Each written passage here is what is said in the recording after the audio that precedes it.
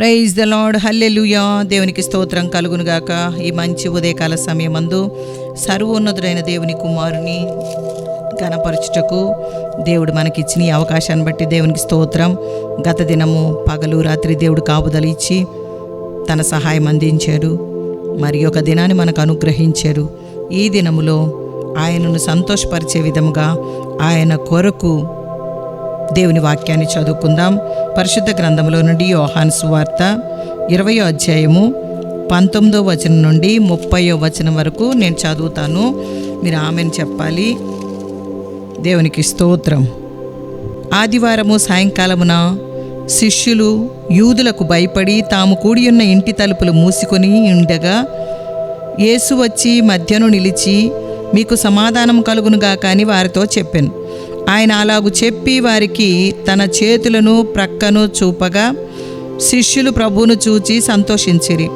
అప్పుడు యేసు మరలా, మీకు సమాధానం కలుగునుగాక, తండ్రి నన్ను పంపిన ప్రకారము నేను మిమ్మును పంపుచున్నానని వారితో చెప్పాను. ఆయన ఈ మాట చెప్పి వారి మీద ఊది, పరిశుద్ధాత్మను పొందుడి.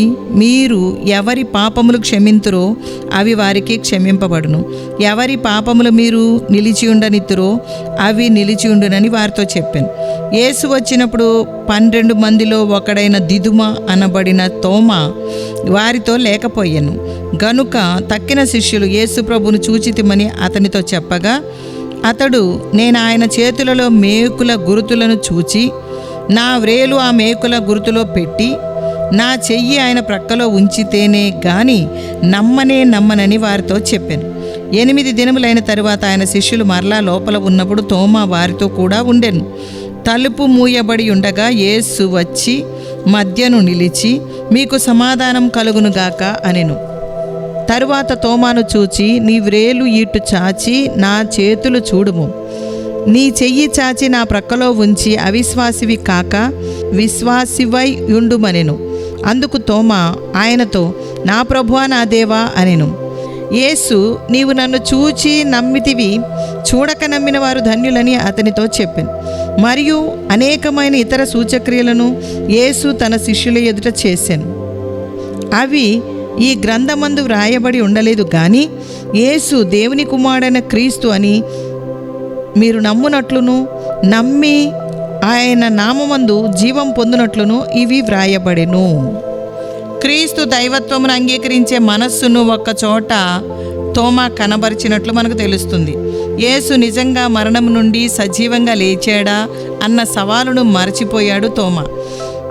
మనస్సులోని అనుమానాలపై హృదయంలోని భక్తిభావమే గెలుపొంది, నా ప్రభువా నా దేవా అని కేకలు వేయడం తప్ప ఇంకేమీ చేయలేకపోయాడు తోమా. మన ప్రభు బెత్లెహేములో జన్మించక ముందే ఉన్నాడని క్రొత్త నిబంధన చెప్తూ ఉంది. ఆయన ఆరంభంలోనే దేవుని దగ్గర ఉన్నాడని, ఆయనే దేవుడని యోహాను భక్తుడు రాశాడు. ప్రభు చేసిన ఆఖరు ప్రార్థనలో ఆయన తండ్రితో, లోకం పుట్టక మునుపు నీ యొద్ద నాకు ఏ మహిమ ఉండెనో అని మాట్లాడాను.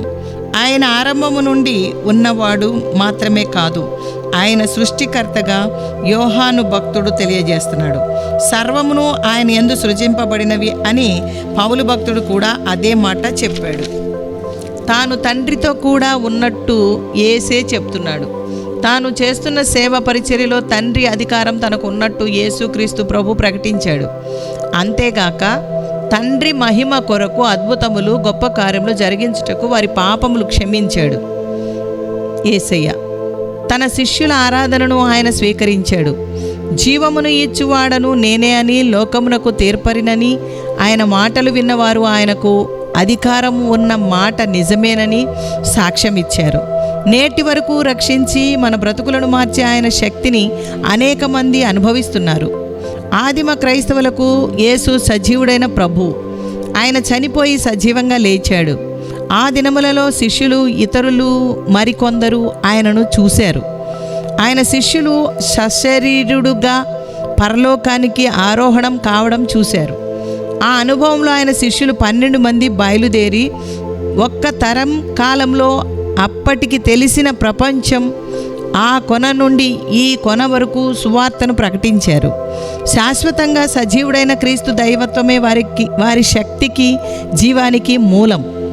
యేసును సరికొత్తగా మన ప్రభువుగా, దేవునిగా ఒప్పుకుంటూ మనం ముందుకు సాగుతూ ఆయన శిష్యుల్లాగా ఆయన కోసమే జీవిస్తూ ఆయన మాటలే మాట్లాడుదుముగాక.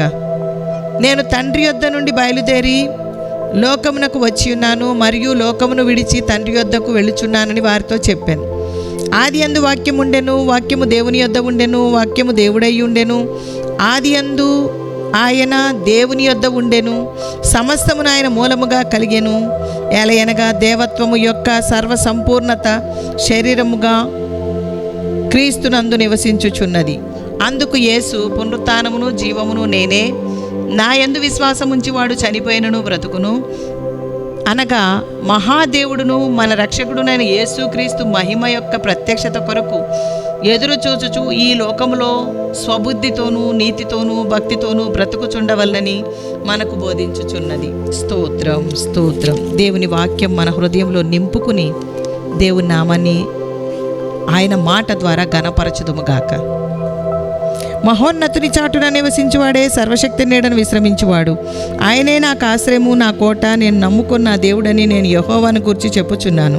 వేటకాని ఊరిలో నుండి ఆయన నిన్ను విడిపించును, నాశనకరమైన తెగులు రాకుండా నిన్ను రక్షించును. ఆయన తన రెక్కలతో నిన్ను కప్పును, ఆయన రెక్కల క్రింద నీకు ఆశ్రయము కలుగును. ఆయన సత్యము కేడెమును డాలునై ఉన్నది. రాత్రి వేళ కలుగు భయమునకైనను, పగటి వేళ ఎగురు బాణమునకైనను, చీకట్లో సంచరించు తెగులునకైనను, మధ్యాహ్నమందు పాడు చేయి రోగమునకైనను నీవు భయపడకుందువు.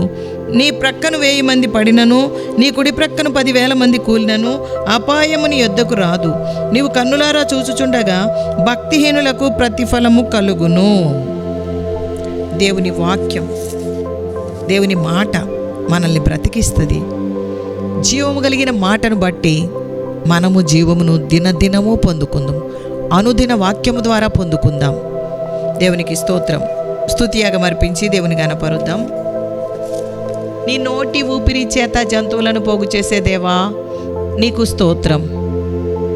కెరూబుల మధ్య నివసించుచున్న దేవా యేసయ్యా నీకు స్తోత్రం. లోకమందున్న సకల రాజ్యములకు దేవా యేసయ్యా నీకు స్తోత్రం. నా పాపములన్నీ నీ వీపు వెనక పారవేసిన దేవా యేసయ్యా నీకు స్తోత్రం. భూమండలం మీద ఆసీనుడవైన దేవా యేసయ్యా నీకు స్తోత్రం. సొమ్మసిల్లు వానికి బలమిచ్చే దేవా యేసయ్యా నీకు స్తోత్రం. శక్తిహీనులకు బలాభివృద్ధి కలుగజేసే దేవా యేసయ్యా నీకు స్తోత్రం. బూదిగంతములను సృజించిన దేవా యేసయ్యా నీకు స్తోత్రం. నలిగిన రెల్లును విరువని దేవా యేసయ్యా నీకు స్తోత్రం. మకమకలాడుచున్న అవిసనారను ఆర్పని దేవా యేసయ్యా నీకు స్తోత్రం. సత్యమును అనుసరించి న్యాయమును కనబరిచే దేవా యేసయ్యా నీకు స్తోత్రం. ఆకాశములను సృజించి వాటిని విశాలపరిచిన దేవా యేసయ్యా నీకు స్తోత్రం. జనులకు ప్రాణమును జీవాత్మను ఇచ్చే దేవా యేసయ్యా నీకు స్తోత్రం. బంధింపబడిన వారిని చెరసాల వెలుపలికి తెచ్చే దేవా యేసయ్యా నీకు స్తోత్రం. ప్రజల కొరకు నన్ను నిబంధనగా నియమించిన దేవా యేసయ్యా నీకు స్తోత్రం. అన్యజనులకు నన్ను వెలుగుగా నియమించిన దేవా యేసయ్యా నీకు స్తోత్రం. సూర్యుని వలె బయలుదేరే దేవా యేసయ్యా నీకు స్తోత్రం. యోధుని వలె ఆసక్తిని రేపుకునే దేవా యేసయ్యా నీకు స్తోత్రం. వంకర త్రోవలను చక్కగా చేసే దేవా యేసయ్యా నీకు స్తోత్రం. జలములలో బడి దాటునప్పుడు నాతో ఉండే దేవా యేసయ్యా నీకు స్తోత్రం. ఇశ్రాయేలు సృష్టికర్తవైన దేవా యేసయ్యా నీకు స్తోత్రం.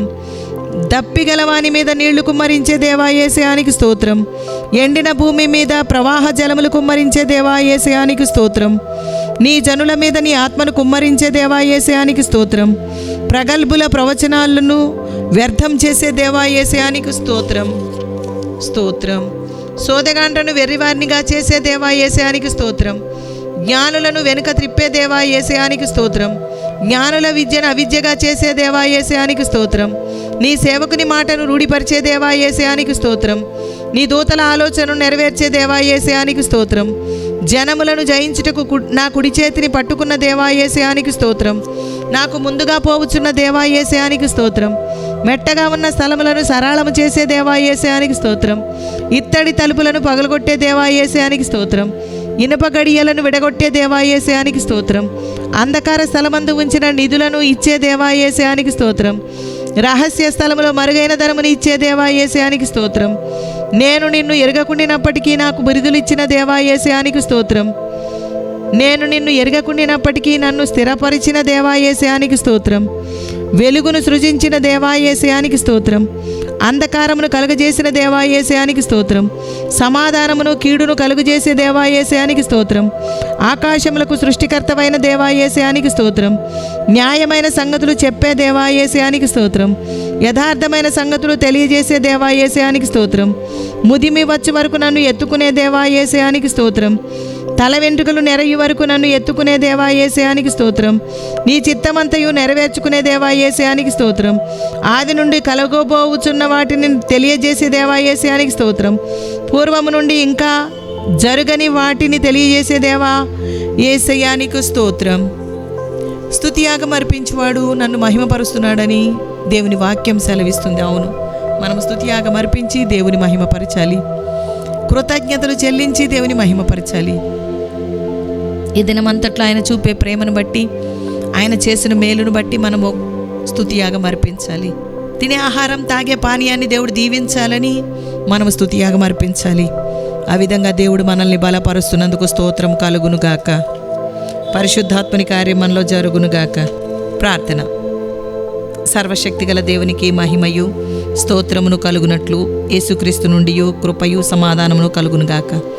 పాపులను క్షమించే దేవా, పరిశుద్ధతలో నడిపించే దేవా, నీకు స్తోత్రమయ్యా. ఉన్నవాడవు అనువాడవు అయిన దేవా, నీకు స్తోత్రమయ్యా. సర్వమును నీ యందు సృజింపబడి ఉన్నవి దేవా. మా ప్రతి అవసరత యేసుక్రీస్తు మహిమలో తీర్చబడునుగాక. సజీవుడవైన దేవా యేసయ్యా, నీకు స్తోత్రం. అనేకుల చచ్చిన బ్రతుకులను జీవింపజేస్తున్న దేవా యేసయ్యా, నీకు స్తోత్రం స్తోత్రం స్తోత్రం దేవా. మా ప్రభువా, దేవునిగా, మా ప్రభువుగా మేము ఒప్పుకుంటున్నాము. మేము మీ శిష్యులుగా, మీ సంఘముగా మీకోసం జీవించుటకు అనుదినము స్తుతియాగము, ప్రార్థన ద్వారా, అనుదిన వాక్యము ద్వారా నడిపిస్తున్నందుకు స్తోత్రం స్తోత్రం స్తోత్రం దేవా. ఇక ఎన్నటికీ బలహీనపడక, వెనక్కి చూడక మీతోనే సాగుటకు నీ చేయి అందించుము దేవా. అనారోగ్యంతో, రకరకముల సమస్యలతో బాధపడుతున్న వారికి నెమ్మది, విడుదల అనుగ్రహించుము దేవా. మా దేశము ప్రజలందరినీ నీ దయతో నింపుము దేవానికి స్తోత్రం స్తోత్రం స్తోత్రం. పరలోకమందున్న మా తండ్రి, నీ నామం పరిశుద్ధపరచబడునుగాక. నీ రాజ్యం వచ్చునుగాక. నీ చిత్తం పరలోకమందు నెరవేర్చున్నట్లు భూమి యందును నెరవేరునుగాక. మా అనుదిన ఆహారం నేడు మాకు దయచేయము. మా రుణస్థులను మేము క్షమించి ఉన్న ప్రకారం మా రుణములను క్షమించుము. మమ్మను శోధనలోనికి తేక దుష్టు నుండి తప్పించుము. రాజ్యము, శక్తియు, మహిమయు నిరంతరం నీవైనవి తండ్రి. Amen amen amen. యెహోవా మీకు తోడై ఉండునుగాక. ఆమెన్.